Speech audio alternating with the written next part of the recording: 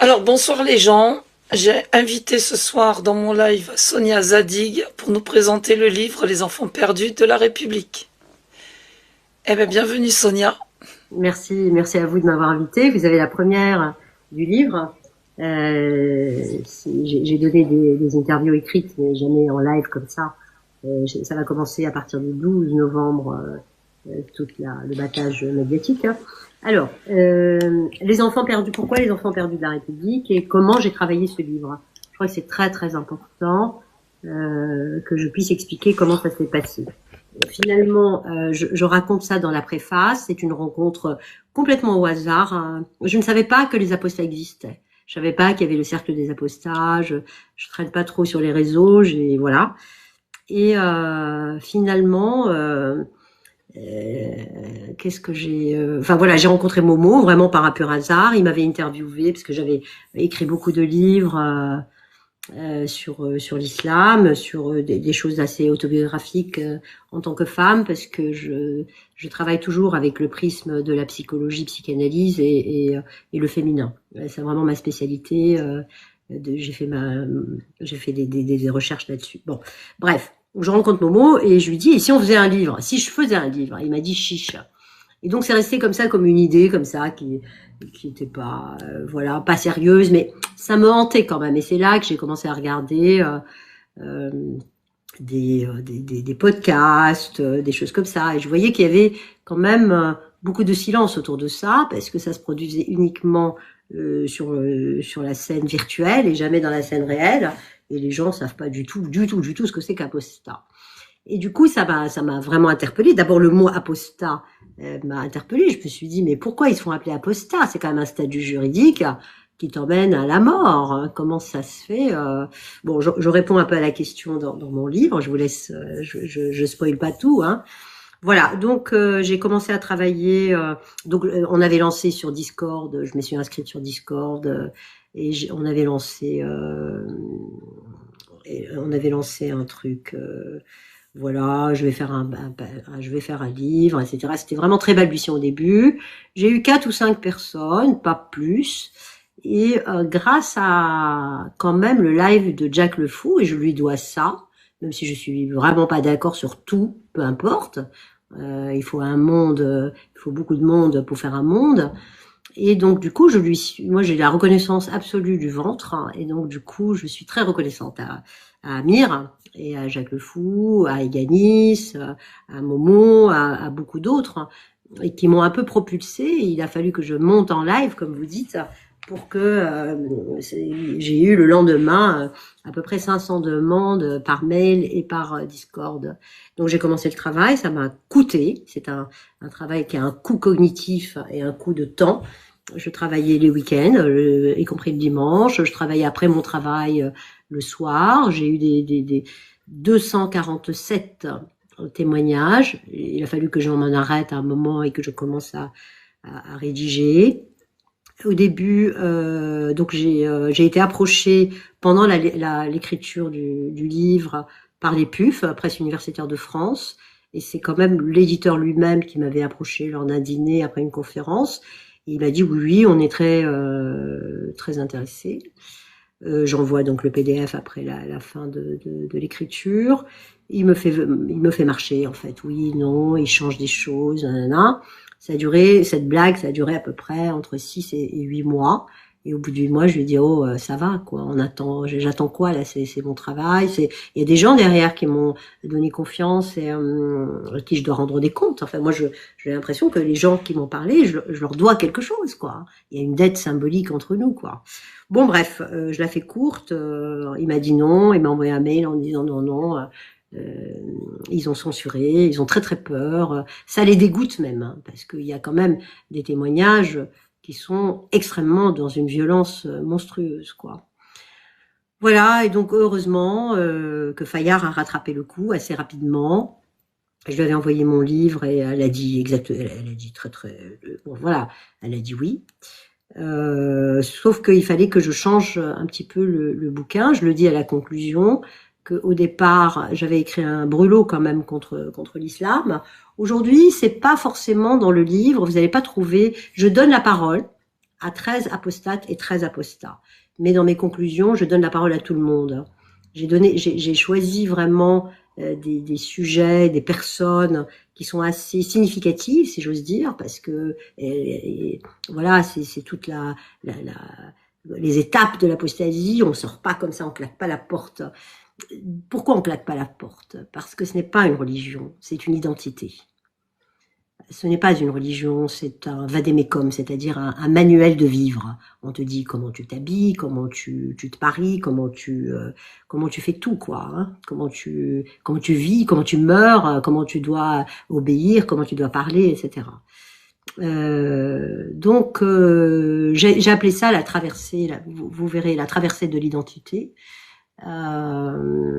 J'ai pris des apostats nés en France, quelques apostats non nés en France, des ex-convertis, des ex-djihadistes, des femmes et des hommes. Et l'apostasie, pour moi, je la mets au pluriel parce qu'il y a autant pour moi d'apostasie que de personnes. Chacun avec son histoire singulière et chacun avec son destin aussi qu'il doit choisir. Donc, j'ai appelé ce livre Les enfants perdus de la République. Au départ, alors je vois des insultes là. Moi, je suis pas du tout. Ouais, bon, c'est sympa je suis pas habituée, mais bon. Ouais, non, Faut pas faire Parce que attention. il y a aucunement de nationalisme ni d'extrême on n'a pas- droitisme dans ma. non, nous on a l'habitude, hein. Tu sais, des ouais, fois on est du Mossad, c'est la alors. confusion, c'est terrible. D'ailleurs, On j'en a- parle on a- de ces jours-là. Je parle de la haine totale et absolue. Bon, donc en général, quand on est en haut, on regarde pas le chat parce que sinon. j'entends pas. Ouais.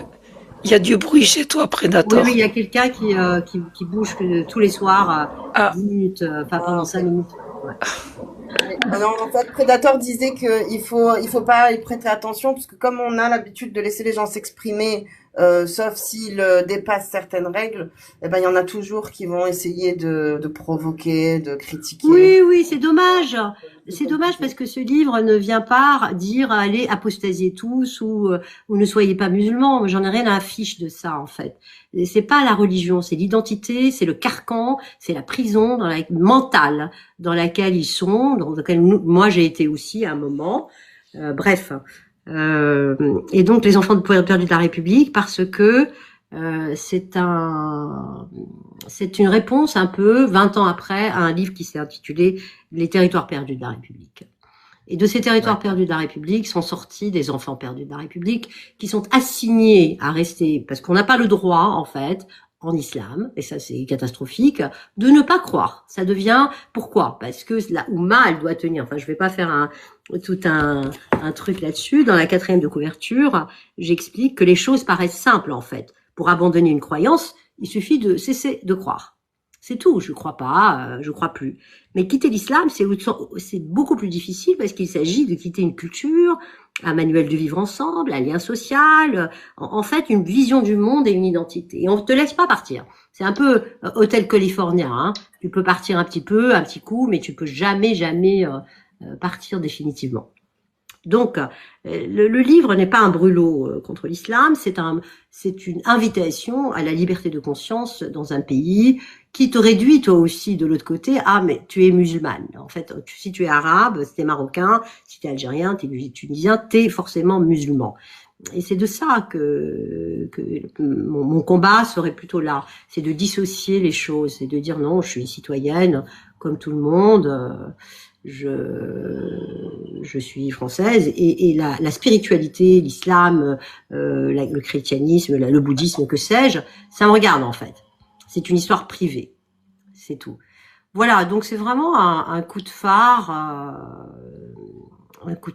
sur un groupe qui s'appelle le groupe des apostats et qui sont des gens qui essayent quand même de vivre tranquillement et on les laisse pas parce qu'ils n'ont pas le droit de plus croire. Ça paraît aussi simple que cela.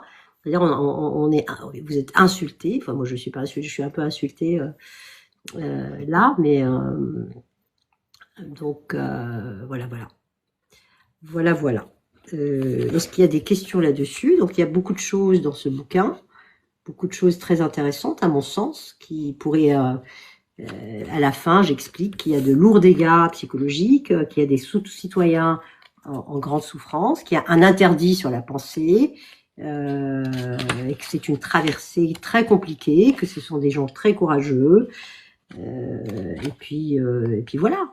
Mais que vous vous reproduisez justement sur une fosse au lion qui s'appelle les réseaux sociaux, où vous êtes quand même, on peut insulter, faire ce qu'on veut sans aucune impunité. Voilà, voilà, voilà. Voilà ce que je peux dire sur ce livre. Ils ont décidé de sortir de l'islam au péril de leur vie, quoi. Voilà. Donc, d'après ce que tu dis, en fait, toi, tu n'as jamais subi l'islam. Moi, j'ai jamais été dans la foi, jamais. L'islam n'a pas été un problème pour moi, jamais. Voilà, c'est tout. Non, jamais. Mais en fait, c'est ce que j'explique dans mon livre, et c'est peut-être l'intérêt de réduire cela ou d'élargir l'islam à une religion culture. C'est que je viens de Tunisie. Enfin, je viens de Tunisie, pas vraiment. Mais j'ai des racines en Tunisie, et la famille dans laquelle je suis née m'ont autorisé à ne pas avoir la foi. En fait, on n'était pas des gens comme ça. En revanche, tout ce qui était lié aux injonctions patriarcales sur les corps des femmes, etc., était quelque chose qui faisait partie de l'islam, mais en même temps... mais bon, moi je me considère pas vraiment comme une apostate. Je ne prends pas cela parce que j'ai jamais eu la foi, jamais cru en Dieu, jamais. Ce qui m'empêche pas d'avoir une spiritualité ou d'avoir quelque chose à faire avec la transcendance qui me regarde. Pourquoi ce déchaînement de haine sur quelque chose d'extrêmement privé? Voilà, voilà ce que j'avais à dire par rapport à ce livre, qu'il faut élargir le débat, apporter de la nuance, arrêter les extrêmes, genre si t'es pas musulman, t'es islamophobe, si t'es pas musulman, t'es du Mossad, si t'es pas musulman, enfin c'est ridicule, c'est de la bêtise pure. Moi je n'aime pas la bêtise. Je n'aime pas beaucoup la bêtise, et d'ailleurs je rentre pas dans l'arène, je rentre pas dans la danse avec eux. Simplement, ce sont des personnes les apostats en grande souffrance, en grande fragilité psychique, qui ont besoin d'un espace de parole. Et j'espère que ce livre va ouvrir, non pas un espace de parole, parce que je ne suis pas la porte-parole des apostats. Je les ai simplement pensés, parce que je suis une intellectuelle. Et j'ai pensé tout le mouvement. J'ai osé quelquefois y voir des critiques sur les dissensions internes, alors qu'il faut être quand même resté sur ce qui se passe sur les réseaux, etc. Mais en général, la demande que je fais à l'État français, c'est une demande de reconnaissance des souffrances psychiques, de la précarité, du fait que ce sont des enfants perdus à la République parce qu'elle ne le reconnaît pas, elle les assigne à leur identité première, et non reconnaissance de la communauté qui les ostracise, qui les doxe, qui les menace de mort, qui les viole quelquefois pour avoir quitté l'islam. Voilà ce que j'ai à dire. Moi, j'ai une question. Tu as parlé tout à l'heure de la, comment dire, de l'impact qu'il y a individuellement. Hein. Enfin, on t'a survolé Oui. individuellement, chaque personne, évidemment, Oui, exactement. psychologiquement a un impact. Est-ce que tu as évoqué dans ton livre un chapitre, ou je veux dire, un aspect qui concernerait l'impact qu'il y a sur les autres, l'impact sociétal ou l'impact direct psychologique envers les autres qui ne sont pas apostats, qui ne sont pas musulmans? Y a-t-il comment dire, une réaction de l'entourage des personnes qui deviennent apostats euh, directement pour ceux qui ne sont pas, qui sont leur entourage direct, mais qui ne sont pas ni musulmans ni apostats? J'ai évoqué dans quelques exemples, parce qu'en fait, l'architecture du livre est comme ça. Ouais. Donc, j'introduis le sujet, j'explique exactement la méthodologie, parce que c'est quand même quelque chose de très scientifique, avec quelque chose de standardisé, le questionnaire, etc. Et puis après, j'ai choisi, et j'explique pourquoi j'ai choisi 13 hommes et 13 femmes pour parler. J'essaye de diversifier le maximum des gens nés en France, des femmes de 40 ans, des femmes de 50, des filles de 20 ans, des filles d'Afrique de l'Ouest, des filles du Maghreb, etc. J'ai essayé de diversifier et je leur donne la parole. En fait, c'est pas moi qui parle, ils parlent, c'est-à-dire que leur texte est écrit tel quel, avec bien sûr un peu de travail stylistique, mais tel quel. J'ai changé les noms, j'ai changé tous les noms, même les personnes comme Amir qui m'ont autorisé à dire son nom, je n'ai pas dit son nom. Je lui ai changé. Amir, il est dans le bouquin, il se reconnaîtra. Et j'ai changé son nom, j'ai changé les âges, j'ai fait en sorte quand même de pas les mettre en danger. Par contre, dans je vais venir à votre question, dans le narratif de chacun, ils peuvent dire quelque chose. Je me rappelle de quelqu'un ici dans le bouquin qui dit, moi, mes enfants, j'ai dit qu'ils pouvaient manger à la cantine pahlel et qu'ils peuvent manger de la viande. Or, la nana, la dame de la cantine, refusait de leur donner de la viande. Et donc, ça a duré, cette saga, ça a duré des mois et des mois. Il est allé Mounir, il s'appelle. Voilà, je l'ai changé son nom à Mounir. Il est allé voir le proviseur, qui s'étonnait qu'on puisse s'appeler Mounir sans être musulman. Voilà le problème. C'est-à-dire qu'en fait, on a une espèce d'impossibilité de liberté de conscience. Si j'ai envie de croire en Allah, je crois en Allah. Je suis pas contre les gens qui croient en lui. Ils peuvent croire. Hein, tu peux croire en qui tu veux. Moi, si j'ai envie de croire en Bouddha, je crois en Bouddha. C'est ça, en fait, c'est une problématique de liberté de conscience et une problématique d'identité. Et c'est pour ça que les effets psychiques sont délétères, parce que quand vous quittez l'islam, vous quittez tout, quoi. Vous quittez une identité, et surtout quand on est très jeune, et qu'il y a eu un espèce de conditionnement, mais pavlovien, quoi. D'abord la peur. Quand on dit West Shitan, il y a Dieu qui te fait une filature partout, les anges qui te suivent partout. Oui, il y a un langage. Ça rend paranoïaque, et on est tous un peu paranoïaques quand on vient de ce monde, hein, un tout petit peu. Écoutez-vous, lorsque moi je suis hyper stressée ou dans ma vie, je reviens à des positions primaires qui sont la paranoïa. Hein. Ça provoque que ça, psychologiquement, et je m'autorise à en parler en tant que psy. Voilà. Ouais, et donc en fait, c'est un livre qui a touché déjà énormément tous les journalistes avec qui j'ai eu affaire. M'ont dit waouh. C'est d'une violence absolue, quoi. C'est vraiment parce qu'ils comprennent pas. Ils viennent sur la religion. Non, il faut ressortir du fait que si c'était une religion, c'eût été simple. On sort d'une religion, on arrête de croire. Non, c'est une loi en fait. C'est une identité, une loi, un vadémécum, je répète toujours, un bruit, une musique. Même nous qui sommes apostats, je suis obligée, moi, de dire des choses en arabe pour présenter mes condoléances. Je parle d'Allah. Pour dire merci, je parle d'Allah. Pour dire j'espère, je parle d'Allah. Tout le temps, c'est dans la langue. Et c'est ça que je peux apporter aussi c'est comme réflexion autour de ça. Comment peut-on se défaire de ça ? Est-ce qu'il faut vraiment se défaire? Parce que il y aura certainement un autre livre là-dessus de vont devenir les apostats dans 10 ans.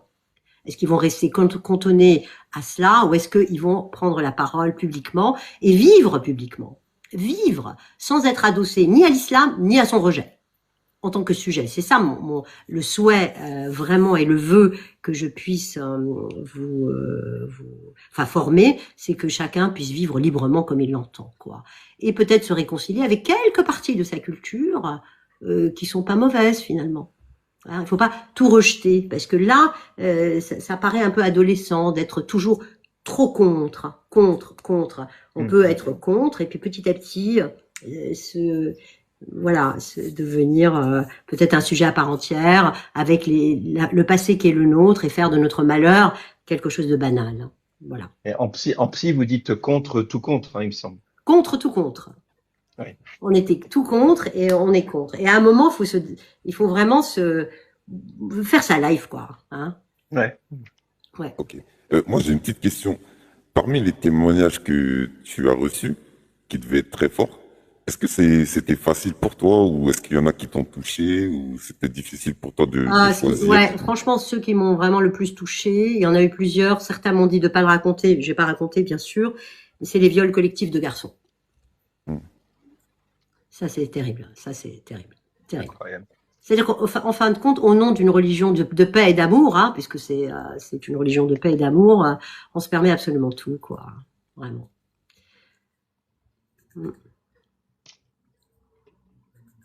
Attends, je vous salue. Amir et Cassius, j'ai perdu ma voix. Salut. Ah ouais, j'étais pas reconnu. Bonjour, bonjour tout le monde. Bonjour Agnos. Agnoslim. Bonjour Yanis. Ah ouais, C'est- courage. c'est- Yanis. Fabien. Il est là. C'est quoi cette voix? C'est Salut à tous. Salut. c'est pour ça que ça va être ça va être un très bon live puisqu'elle ne peut pas parler. Ah, ok. Juste, D'accord. Alors juste Une celui qui petite- parle me dit ouais. qui il est parce que je vois pas bien. je suis Agnoslim. En fait, c'est le petit pseudo là avec. Agnostic. C'est un Je vois pseudo Agnostic. avec un truc blanc et un truc noir. Ouais, je vois Agnostic. Ok, ça me va. Ouais. En fait, ce que vous venez de dire là, le V collectif d'enfants, Ouais. mais vous l'avez lié un peu à la religion. Moi, en fait, perso, je ne vois pas le lien. C'est pour ça que j'interviens. Pour voir c'est quoi le lien. Quel lien? Quel lien? De témoignage, par exemple, du V d'enfant. Le V viol d'enfant. d'enfant. Le V collectif. Ouais, c'est ça. Ah non, C'est pas ça. d'enfants. C'est des apostats qui, en sortant, se sont fait menacer et de mort, et certains ont eu des passages comme ça. Non, c'est pas des enfants. J'ai jamais Ah, compris. d'accord. t'as- Ouais. T'as Non, pas non. compris Agnoslim. Elle Oula. a dit Ouais, non, effet oui. Pas parler d'enfants, collectif, j'ai pas interrogé pas d'enfants. d'enfants. Non, j'avais de la vie. Non. Ah, d'accord. C'est parce qu'en fait, ils ont été V parce qu'ils sont sortis de l'islam, c'est ça? Ouais, certains, ouais. Ah, ok, je comprends mieux. Ok, merci. C'est Certains, une ouais. insulte misogyne qui revient fréquemment, la menace au V quand on veut oppresser une femme. Incroyable, C'est, incroyable. Il y a effectivement les témoignages aussi d'apostats homosexuels. Oui, bon, il y en a. Il y a l'homosexualité au féminin et l'homosexualité au masculin, parce que j'ai mis l'apostasie au féminin, à mon sens, présente quelques différences. Forcément parce que ça se voit, en fait, quand on est apostate. Parce que généralement, ceux que j'ai retenus, c'était des gens extrêmement religieux, hein. C'est pas des personnes un peu islam couscous et qui sont devenus apostats. En tout cas, ceux que j'ai retenus, c'est plutôt des gens très religieux qui croyaient vraiment, mais vraiment, que c'est une religion de paix. Et d'ailleurs, je pense que la majorité des musulmans pensent ça, sans avoir lu, ou alors quand on lit, on comprend pas. Il y a une explication dans le bouquin pourquoi on lit et on comprend pas. Et du coup, les femmes homosexuelles, pour la plupart, doivent absolument quitter la communauté, hein. Elles sont exfiltrées, mises ailleurs, etc. Pour les hommes, c'est encore plus compliqué. C'est compliqué. Bonsoir Sonia. Je suis très Bonsoir. content de te voir sur TikTok avec nous. C'est qui? Amir Apostat. Ah, Amir. Ok. Bonjour, Amir. Je suis très content et je voulais te remercier pour le temps consacré à ce sujet-là parce que en plus on avait besoin de quelqu'un qui fait autorité pour la bonne raison, pas autorité pour de mauvaises Oui. raisons, mais autorité pour Bien sûr. étudier le sujet d'une manière académique. Oui. J'ai hâte de lire le livre pour voir quels étaient les choix et comment tu abordes la chose vraiment en détail. J'ai hâte de l'étudier et surtout, de toute façon, même avant l'étudier, moi, j'ai vu une partie de la difficulté de ce travail-là et juste pour ça, merci. D'ailleurs, je te rends le remerciement. Je t'ai remercié avec Jack au début parce que tu as suivi les péripéties un peu compliquées. C'est-à-dire qu'au début, les gens disent oui, il faut parler de nous. Et en fin de compte, par peur, justement, j'ai eu 4 ou 5 personnes qui m'ont parlé. Et c'est grâce au live que j'ai fait avec vous. Le lendemain, ça a explosé le Discord et ça a explosé le mail. J'ai eu à peu près 500 personnes, sauf que j'en ai interrogé 247, ce qui est pas mal, ce qui est très significatif au niveau statistique. Mais oui, c'est grâce beaucoup à vous. D'ailleurs, les remerciements sont écrits dans le livre noir sur blanc, quoi.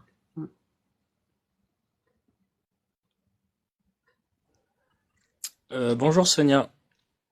Bonjour. Salut Yanis. Ouais. Ah, c'est Yannick. Bonjour à tous.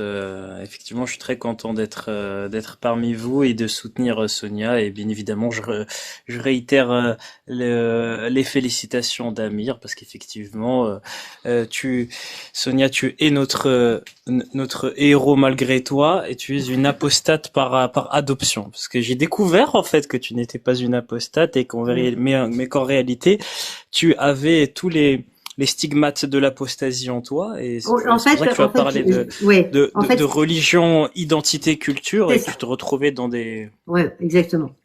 Exactement. Mm.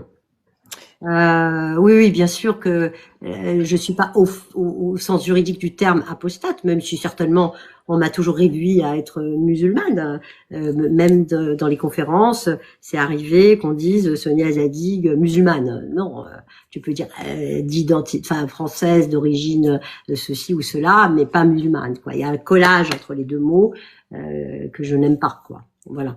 Mais par contre, on n'est pas obligé de croire en Dieu, ni de pratiquer l'islam pour se vivre en tant que musulman, dans une identité musulmane, avec toutes les interdictions, toutes les inductions. Moi, on m'avait dit, l'ouest-ouest chétan, on m'a raconté tout ça. Hein. Attention, quand tu vas aux toilettes, le pied, le machin, la main gauche. Moi, je suis gauchère en plus.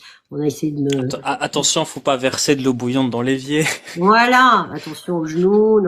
J'ai baigné quand même dans tout ça, sans d'injonction religieuse, genre... Dis-moi, tu te rappelles avec quel pied on rentre dans les toilettes parce que moi j'ai oublié. La droite. La gauche, Merci. c'est la gauche. C'est d'ailleurs la gauche qui déteste. Hein. Aujourd'hui, soi-disant, ils aiment la gauche. Hein. Mais la gauche, ouais. Donc des superstitions, etc. Donc j'ai raconté quand même que il y avait ce qu'on prétend être islamique, qui l'est pas et qui est pré-islamique et qui s'est mélangé ou adossé à l'islam, comme le sport, comme les superstitions, comme voilà. Quand tu as abordé cet objet de recherche, parce que je sais que tu as mené tes interviews avec un protocole Ouais. avec des questions Ouais. précises Oui. et est-ce que comment dire qu'est-ce qui t'a surpris, disons forcément quand on se lance dans ce type d'entreprise, on s'attend à avoir certaines réponses et on a des surprises. Et qu'est-ce que tu as appris au fil de ces centaines de témoignages aux apostats et comment ta vision elle a éventuellement évolué? Oui. Les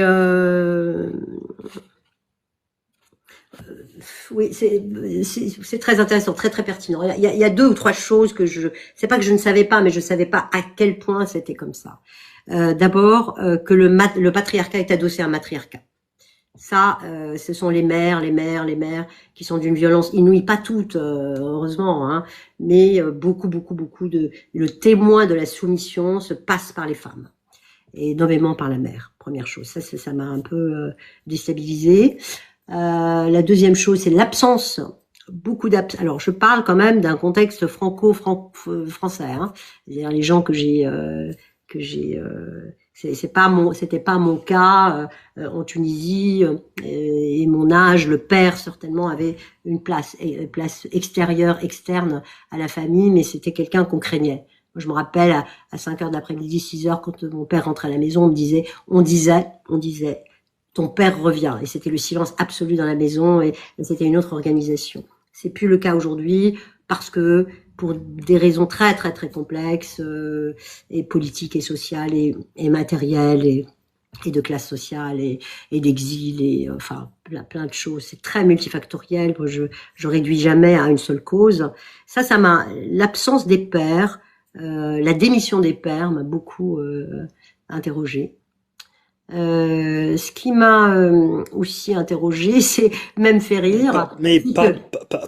Pardon, mais quand tu parles de démission des pères, ouais. Tu parles des apostats ou de leurs parents? Des parents. En fait, je sais pas si on peut généraliser à tout le monde, mais en tout cas, la photographie instantanée que j'ai prise des apostats hommes et femmes qui m'ont parlé, il y a comme une absence comme ça de la figure paternelle, comme étant faisant loi symbolique, faisant identification à un père qui serait valorisé, etc. C'est pas le cas, et c'est là qu'il y a un biais de sélection par rapport à ceux qui viennent faire des études en France. Généralement, la classe sociale est différente, et généralement le père est assez présent quand même.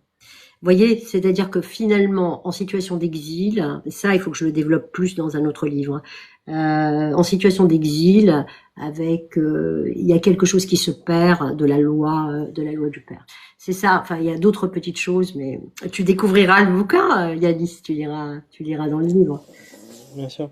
Mais c'est très intéressant, et c'est même ironiquement, Sonia, tu valides un cliché, c'est-à-dire, mais moi je l'ai toujours supporté pour ma part, parce que moi on m'a déjà dit de manière assez méprisante, les apostats, vous avez avant tout un problème avec votre famille, pas avec l'islam.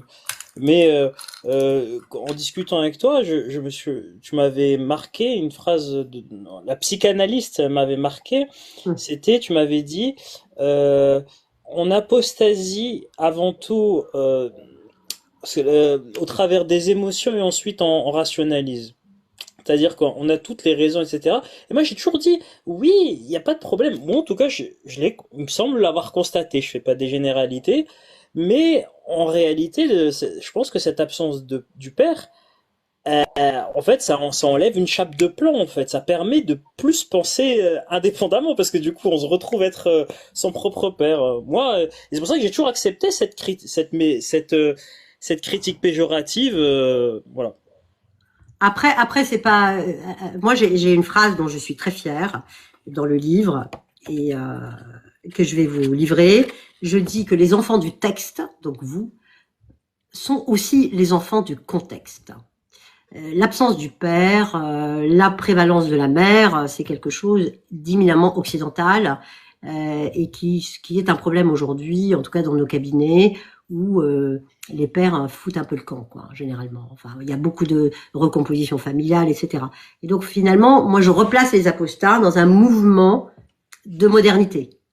Je l'exclus pas, je dis pas c'est des musulmans, ils sont devenus non musulmans. Ils sont aussi aux prises avec les divorces, les familles recomposées, la technologie, la virtualité des choses, etc. Donc j'ai replacé ce mouvement-là dans un mouvement moderne, de modernité.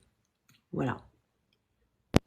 Je peux Pardon, mais vas-y, je t'en prie, Ah, pardon. merci. Parce que ça me brûlait les lèvres. En fait, c'est un sujet qui m'intéresse beaucoup, justement, les relations intrafamiliales et intergénérationnelles, et notamment justement la misogynie internalisée que les mères peuvent transmettre. Et je vois bien de quoi tu veux parler, puisque dans les familles très traditionnelles ou dans les familles au Maghreb, on va avoir cet archétype où on n'est pas du tout sur la même absence qu'en Occident, où on va avoir un père qui n'est juste pas là. On va avoir une absence, mais en même temps, le père est très présent. Le père est mis sur un piédestal, c'est une figure d'autorité intouchable, et c'est en ce sens qu'il devient absent, mais qui en même temps, il nous voit pas, enfin, il est partout. Sa pression, comment dire, une absence oppressive. C'est ça, la fierté, et les mères en gardant le lien avec les enfants, au final, elles n'arrangent pas les choses, elles alimentent encore plus ce phénomène. Ouais. Alors, il faut pas réduire tout à quelque chose uniquement de psychologique. Même si je m'autorise que de cette parole-là, je pense qu'il y a aussi quelque chose de social. C'est pour ça que moi, j'ai donné une interview aujourd'hui au JDD, et je dis que on se tromperait en France, en tout cas, si on reste sur la religion. C'est plutôt autre chose, c'est une quête identitaire. Quand on voit, moi je prends le métro tous les jours, des gamines de 5-6 ans, alors que c'est pas imposé du tout, apparemment par le Coran, elles sont voilées. C'est vraiment, je te montre, j'habitue l'espace public à ces petites filles voilées, etc. Il y a autre chose derrière quand même, hein. Il y a, au-delà de la religion, il y a une revendication identitaire, une revanche peut-être sur l'histoire. C'est très complexe, hein. C'est très très complexe. C'est pas rien que ces enfants-là se rebellent aujourd'hui et retournent sur un islam hyper rigoriste, ce qui n'était pas le cas avant, hein. Moi, j'ai pas connu ça avant, hein. Ça sera clairement une erreur, ouais, de ne pas voir que c'est multifactoriel, ça c'est Ouais. certain. J'avais une petite question. Je t'ai vu ferme ton mic. Si tu veux, je te laisse la parole avant. Ouais, juste. Tu sais quoi, c'est moi qui vais parler. Ouais, merci. En fait, c'est par rapport à tous ces problèmes-là que tu as constatés, que ce soit psychologique, sociologique, le problème du père et tout. Est-ce que tu as vu un point commun entre tous ces apostats des choses qui leur ont permis de sortir de la religion? Oui, ils ont commencé à penser. Il y a un interdit sur la pensée. Depuis tout petit, tu dis alors, tu poses des questions, on te dit tais-toi, tais-toi, tais-toi, tais-toi. Ouh là là, toi, c'est l'ouest chétan, hein. C'est pas bien ce que tu dis. Tais-toi. Il y a le savoir et c'est pour les ulama. C'est tout. C'est pas du tout pour l'autre. Toi, tu n'as qu'à être dans une transcendance, à obéir, à obéir, à obéir.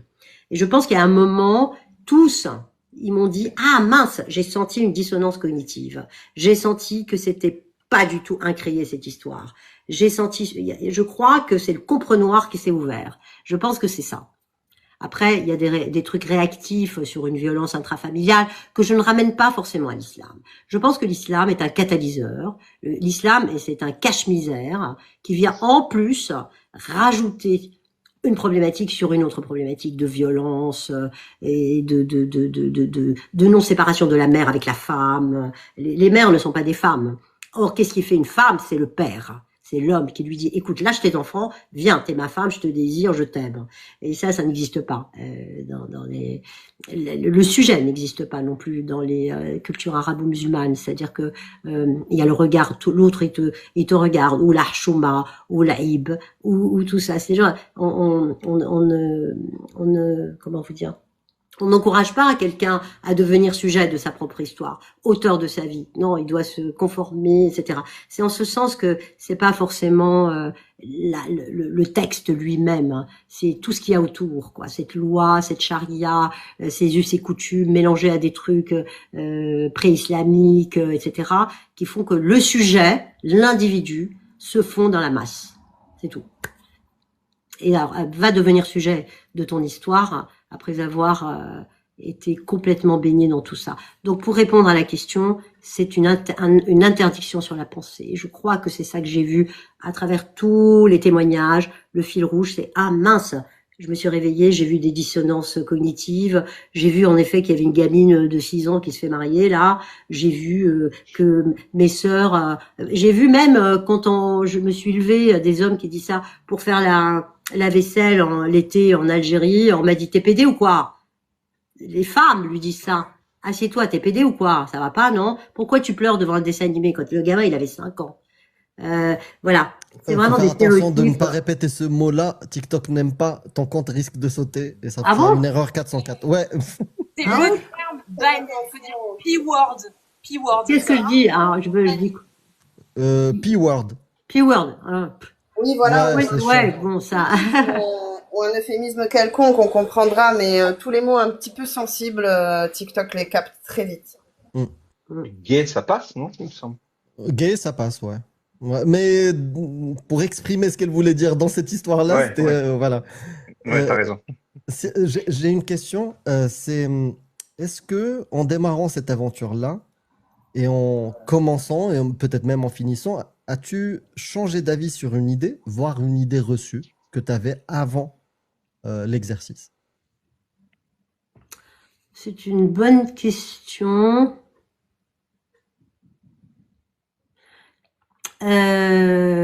J'avais un espoir fou sur les apostats. Je l'ai moins. Je peux pas dire plus. Beaucoup moins.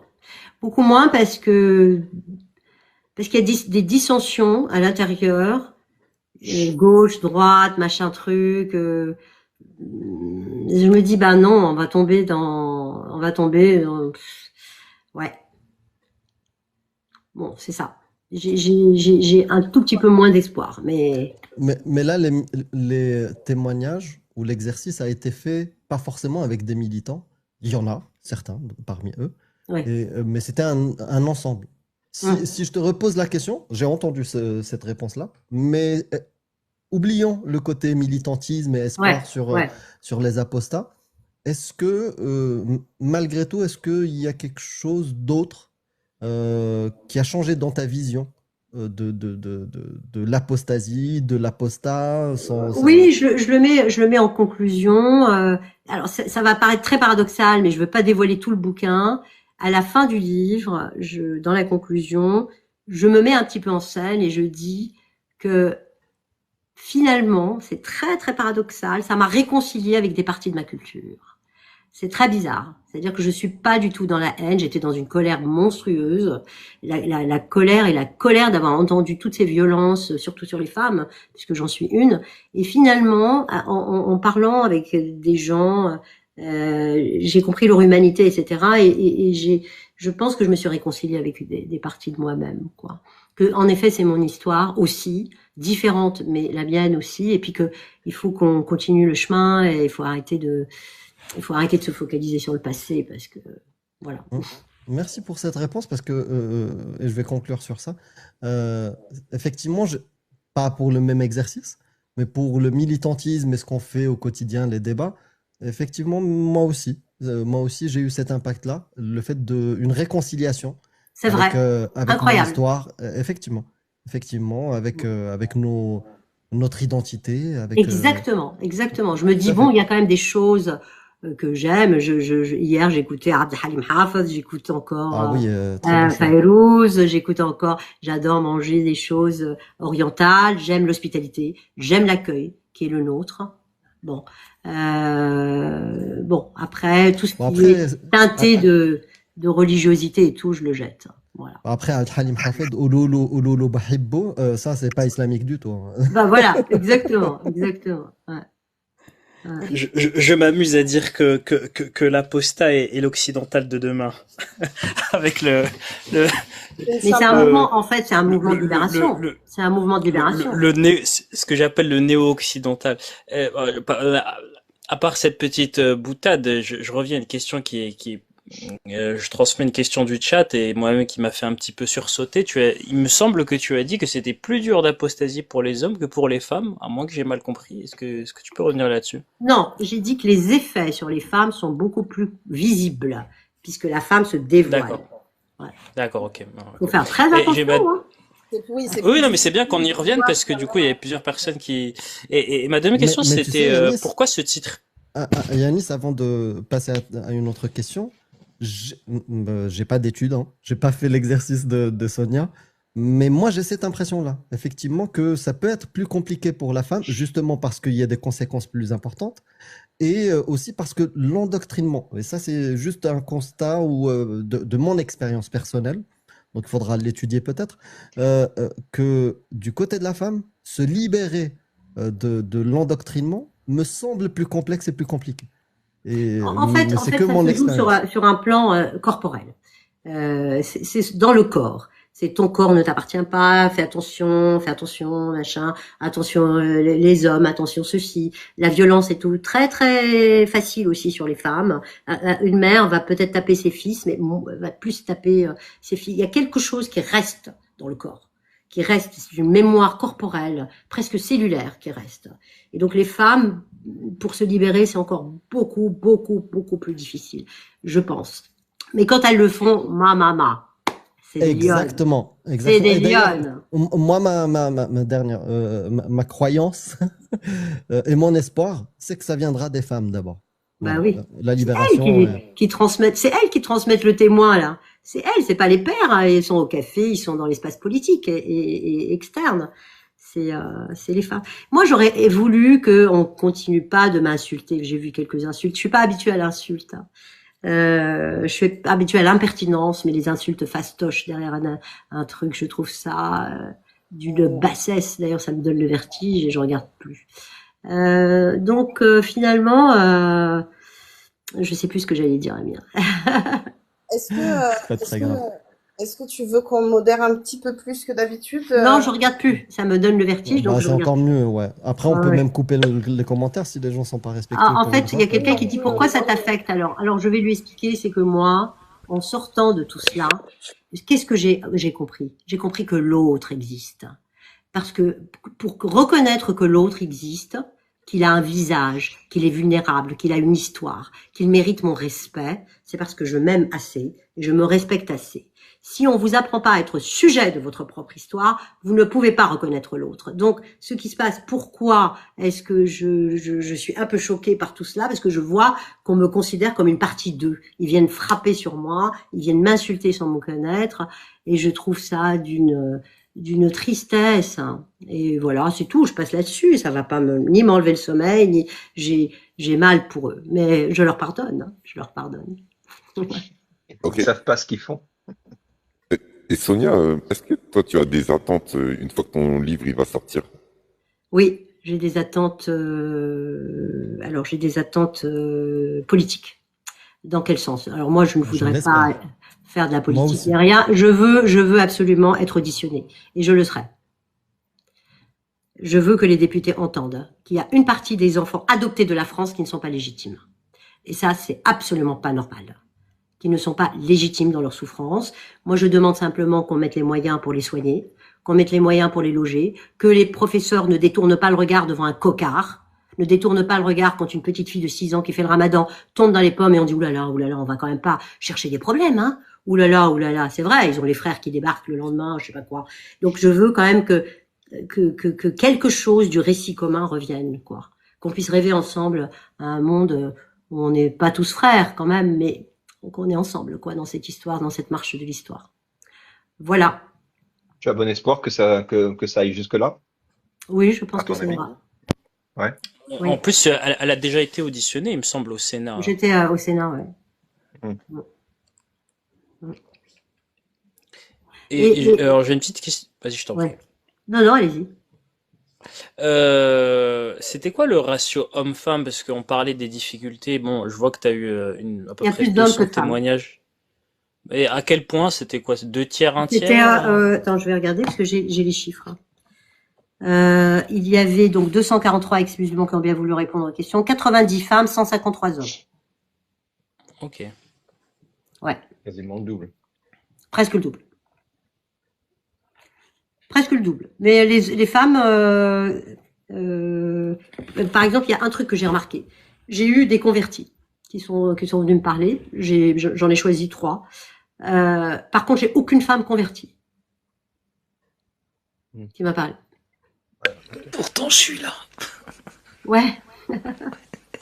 Oui, je t'ai parlé, moi. À l'époque, ouais.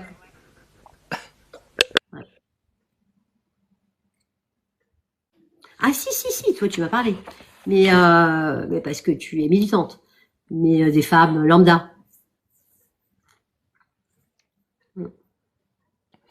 Est-ce que tu peux expliquer le titre de ton livre en plus ample détail et notamment ce choix? Ouais. J'ai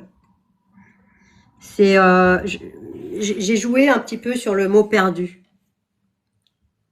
Perdu quoi? À la République, c'est-à-dire qu'ils sont considérés, ils sont virés de la communauté, des familles, et ils se retrouvent à faire appel à quelque chose d'une instance symbolique et de la loi à la France, et la France leur dit bon, enfin voilà, ils sont perdus à la République, mais ils sont aussi perdus psychiquement. Il y a beaucoup de souffrance, énormément de troubles psychiques, énormément. Moi,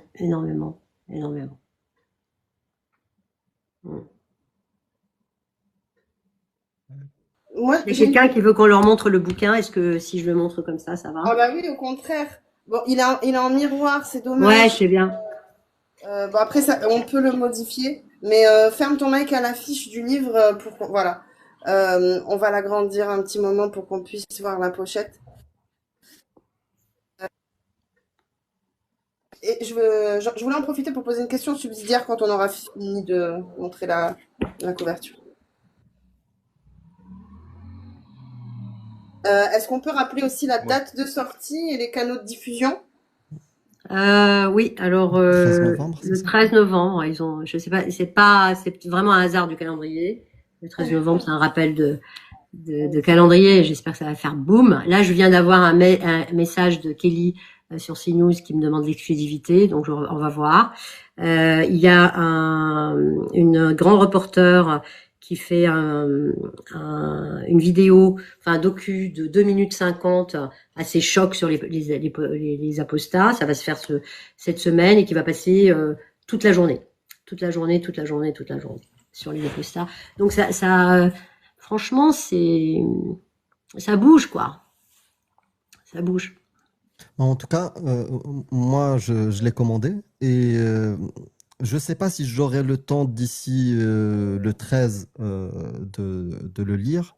Mais si tu veux bien, Sonia, moi, voilà, je t'offre ma proposition d'invitation sur mon live YouTube pour qu'on l'ouvre le livre et qu'on puisse en discuter vraiment avec ce qu'il y a dedans. Moi, ça m'intéresserait. Oui, bien Voilà. sûr, avec Ça grand serait un plaisir. plaisir. Sinon, j'avais une question. Est-ce que toi, dans l'écriture du livre, t'as mis en place un protocole d'éthique, un comité de recherche ou des choses comme ça J'ai pour pas lesquelles- travaillé seule. J'appartiens à une très grande maison d'édition qui s'appelle Fayard et je suis passée quand même par des éditeurs et beaucoup d'avocats, hein, beaucoup d'avocats qui ont enlevé des choses, hein, qui ont eu peur du djihad judiciaire qui existe. Et donc on a enlevé des petites choses, mais rien de bien grave. Je me suis bien battue pour ça. Et dans le même sens, sur le protocole, qu'est-ce que vous avez mis en place comme protocole pour ne pas tomber, vous, dans des biais de confirmation, par exemple?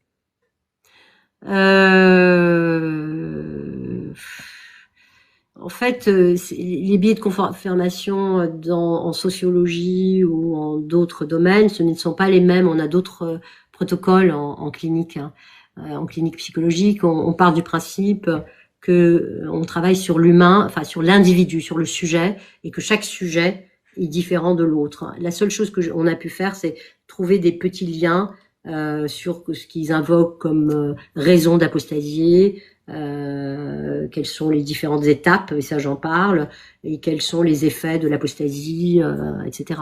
Donc le protocole est pas un protocole fermé, ce n'est pas mathématique, hein, c'est plutôt quelque chose de l'ordre de l'éthique, bien sûr. Voilà. Et ça sera ma dernière. Je suis vraiment bavard, les amis, et j'ai beaucoup de questions. Pas de question, Alain. C'était pas Voilà, une dernière. Pour toi, quels étaient le sentiment dominant des apostats? Est-ce que tu as ressenti plus de gens libérés, plus de gens dans la culpabilité ou dans la peur, l'isolement, la colère? C'était quoi le sentiment Alors le trait là, dominant? peut-être c'est un biais, c'est-à-dire que ceux Oui. que j'ai choisis, moi, c'est pour montrer la grande souffrance. J'ai pas choisi des gens qui me disent ouh super, je suis apostat. Enfin, ça vient quand même. C'est un divorce, hein. C'est un divorce très douloureux, très douloureux, d'avec son identité, d'avec sa religion, d'avec sa mère quelquefois qui te vire, etc. Bon, moi j'ai accentué, et c'est peut-être ça mon biais, j'ai accentué sur les choses négatives. Bien entendu qu'il y a des gens certainement heureux, mais c'est comme dans mon cabinet, je m'occupe pas de gens heureux. Mais quelque part, ça peut être aussi une chose négative de l'avant. C'est-à-dire, si une personne, suite à une souffrance, culpabilité et plein de choses qu'il va vivre pendant son parcours de changement de paradigme, Ouais. ça dénonce le paradigme dans lequel il était. Ouais. Si dans le nouveau paradigme, il se sent plus libéré. Tu vois, ça peut être une Oui, forme de dénonciation comme ça. Mais ils se sentent libérés quand même. Il y a Ouais. quelque chose de la libération, bien sûr, mais ça coûte cher, quoi. Comme la Exact. liberté, elle coûte très Exact. cher. Ouais. Ouais, ça coûte cher la liberté, quoi. Ouais. Eh ben, merci. Vu qu'il reste à peu près 10 minutes, moi j'ai une dernière question pour toi, Sonia. Quand est-ce que tu ouvres tes lives? Parce que nous, on va venir en masse. Comment? Quand est-ce que tu ouvres tes lives? Parce que nous, on va venir en masse. Hein. Ah non, j'aime pas cette. Je suis un peu réticente à tout ce qui est virtuel. J'aime bien le corps, le contact. J'espère voir certains d'entre vous je sais pas, dans des conférences, dans des choses comme ça, plutôt que. Ok, bah on viendra alors. Ouais. Mais je viendrai si vous m'invitez sur les lives avec grand plaisir. Avec grand plaisir. Mais il faut qu'on sorte des oppositions. J'ai quelque chose à dire pour conclure tout cela. Voilà, de la haine, quoi. De la haine, etc. Et retrouver le chemin un peu de la fraternité et de l'amour, quoi. Hein, c'est tout. Ça paraît hyper bateau de dire ça, mais vous êtes tellement attaqué, je sais pas comment vous faites, en fait. Je sais pas comment vous faites. C'est en fait, ça fait partie du combat de se faire attaquer. C'est vrai? Ah ouais. J'en parle un peu dans le bouquin que la scène virtuelle autorise sous couvert d'anonymat absolument tout. Ça devient, ouais, c'est grave, quoi. Et c'est pour ça que j'essaye de parler. Cassius, s'il te plaît, est-ce que tu peux parler des procédures? J'ai plus de voix.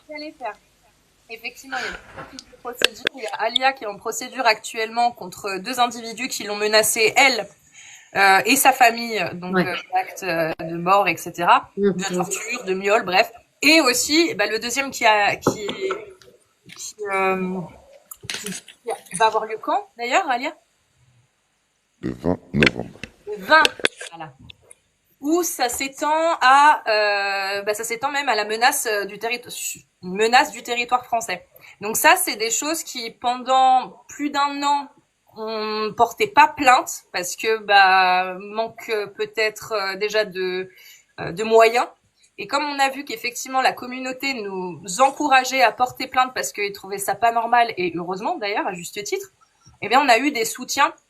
Donc que ce soit dans des cagnottes, etc., qui nous permettent justement de lancer ces procédures, parce que en France, il y a des lois qui nous protègent contre ça. C'est juste que par manque de moyens et forcément aussi par habitude de voir ce genre de comportement, les gens pensent que c'est impuni. Or non, c'est puni. D'ailleurs, le premier procès qu'Alia a eu, l'individu a pris 5 mois de sursis, c'est ça, et 2500 € d'amende, à reverser à Alia, dommages et intérêts. C'est parce que c'était la première fois aussi qu'il était inculpé, donc la peine est plutôt, on pourrait dire légère, on pourrait le dire, on peut le penser, mais c'est un avertissement, et dans tous les cas, ça envoie un signe, et plus on va envoyer ce genre de signe en montrant que la justice est de notre côté, et je pense que moins les gens se permettront, au bout d'un moment en tout cas, d'insulter, de menacer de la sorte. Par contre, excusez-moi, est-ce qu'il y a quelqu'un qui peut laisser sa place pour Momo Dumelp, s'il vous plaît? Il y a Momo Dumelp qui est monté. Je vais le faire monter.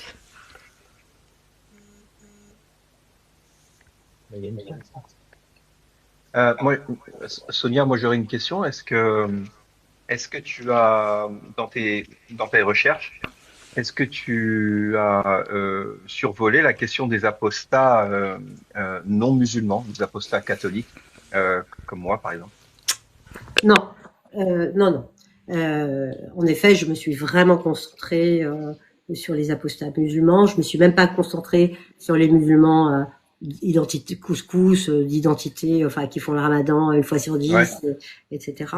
Non, je me suis pas concentrée là-dessus. Je devais vraiment me concentrer sur ça. Et c'est pas un billet de sélection ou quoi que ce soit. Hein. C'est vraiment. Non, ouais. Et je parle un petit peu des gens qui connaissent pas les textes et je dis que les catholiques ne connaissent pas leurs textes non plus, ni les juifs, ni voilà. Il y en a qui les connaissent bien, mais. Il y en a qui les connaissent bien. Il y en a qui les connaissent, et même trop. Non, c'est pas parce que c'est pas un statut juridique l'apostasie dans le catholicisme comme dans l'islam, c'est pas la même chose. Non. Là on le droit, si t'as pas envie de croire, tu crois pas. Il y a qu'en islam que t'as pas le droit, c'est hôtel californien, hein. Une fois que tu es rentré, tu sors plus, quoi. Non, je sais, mais comme tu as parlé de l'impact familial, voilà, c'est vrai que il y en a un aussi. Bon, il est différent certes, mais ok, d'accord, je voulais savoir. Ah, il y a quelqu'un qui dit Islam couscous. Dans le livre, j'utilise beaucoup Islam couscous et je l'explique dans les bad notes en disant les musulmans couscous. C'est tous les musulmans, en fait, finalement. Beaucoup de musulmans, quoi. Couscous qui mangent du couscous, quoi, comme moi, hein. Voilà. On va accueillir Momo du MELP. Bonsoir Momo, merci d'être venu. Salut tout le monde, j'espère que vous allez bien. Salut Sonia, je suis venu pour t'apporter mon soutien. Ouais. Merci beaucoup Alia d'avoir organisé le live. Bonsoir Amir, bonsoir Cassius, bonsoir Yanis, bonsoir Agnostim et bonsoir Amanda. Voilà. Bonsoir. Du coup, je suis président de l'association qui s'est donné pour mission d'aider les apostats de toute religion et même toutes les personnes qui seraient sorties de leur environnement, soit sectaire, religieux, etc. Donc voilà, on essaie de donner un coup de main à la hauteur de nos moyens et puis évidemment, vous êtes tous invités, toutes et tous, à rejoindre l'aventure. Et voilà.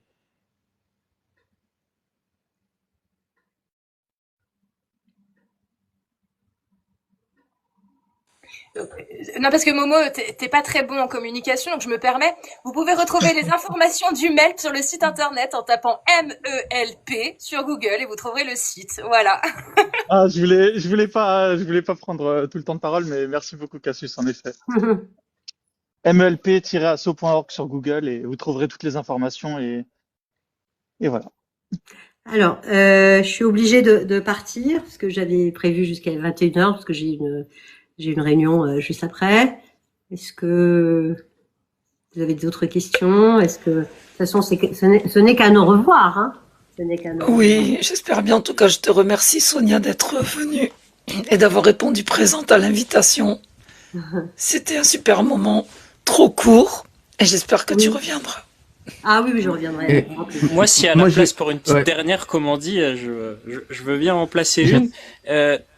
Tes 200 témoignages que je sais que tu as pris soin d'établir un protocole, est-ce que c'est exploitable au niveau universitaire, c'est-à-dire comme base de données par exemple un autre domaine de recherche, je sais pas, un sociologue ou autre chose qui voudrait étudier la question apostate? Oui, bien sûr, sauf que donc le protocole a été fait justement par rapport à des choses psychologiques, comment tu te sens, est-ce qu'il y a de la dépression, est-ce que tu dors bien, enfin tout ça. Donc oui, mais c'est des protocoles qui peuvent être utilisés, bien entendu. Mon livre peut être utilisé, que ce soit sur un côté politique, sociologique, pour savoir un petit peu le niveau d'études, etc. Mais j'ai déjà commencé, hein, je l'explique un peu qu'il y avait une différence dans le niveau d'études filles-garçons, par exemple. Les filles sont beaucoup plus diplômées que celles qui est apostasie. Beaucoup plus. J'ai une question, si je peux me permettre. Attends, excuse-moi, Naslim. Juste pour répondre à Jack le Fou, la rediffusion sur YouTube demain. Moi, ma question, vu que vous utilisez le terme islam couscous, est-ce que vous trouvez qu'il y a beaucoup de risques que ça se transforme, par exemple, en islam d'un autre plat, mais très épicé? Je pense que vous savez ce que je veux dire. Là, en France, aujourd'hui, vous voulez dire? Oui. Oui, clairement. Ok, donc le risque, il y a beaucoup de risques sur ça.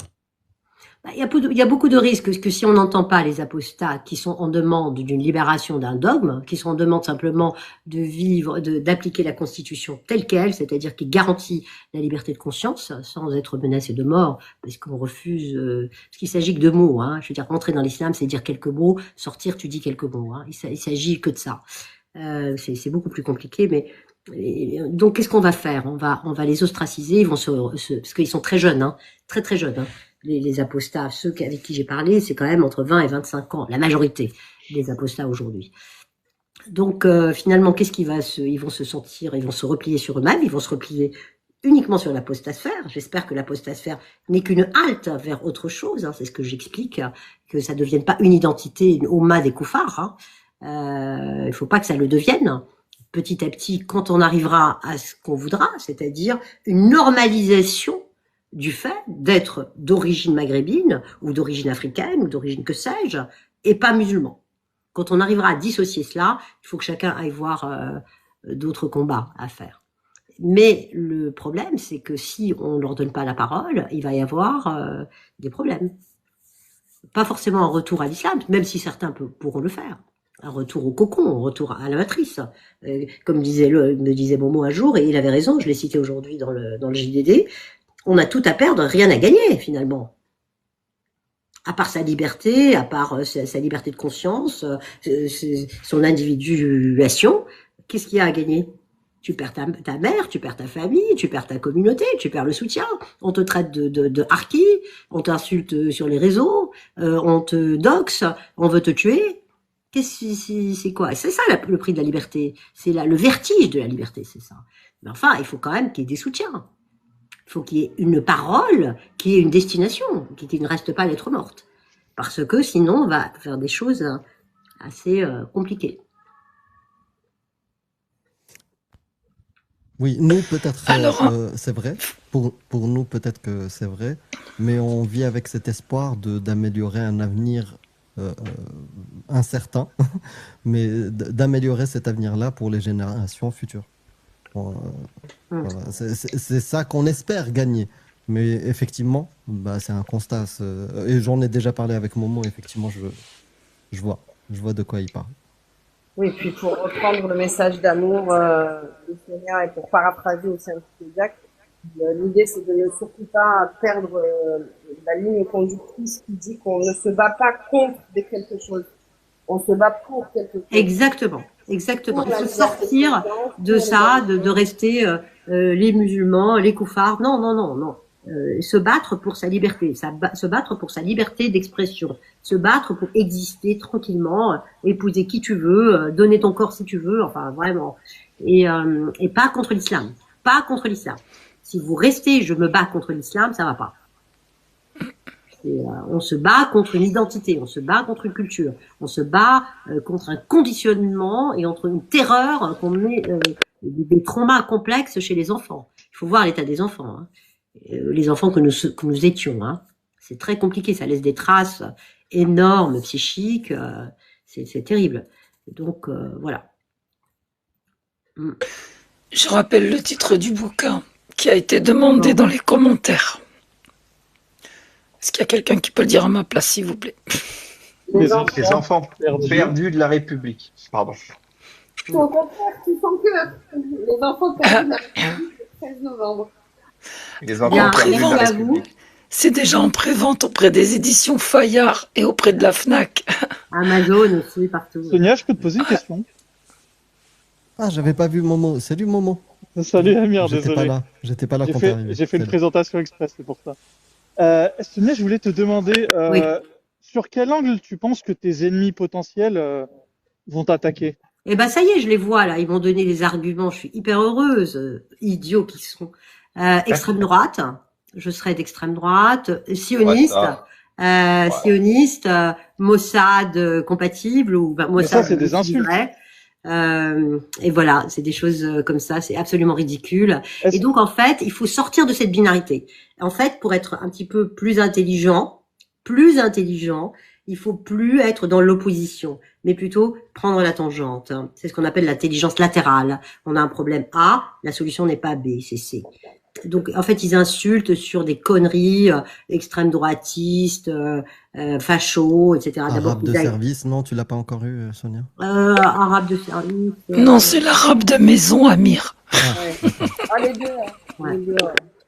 Voilà, bon, alors, je vais vous laisser. J'espère que ce livre ne sera juste qu'une brèche qui fera passer la lumière. Et voilà, en fait, le mot apostat va sortir dans le domaine public. C'est plus possible.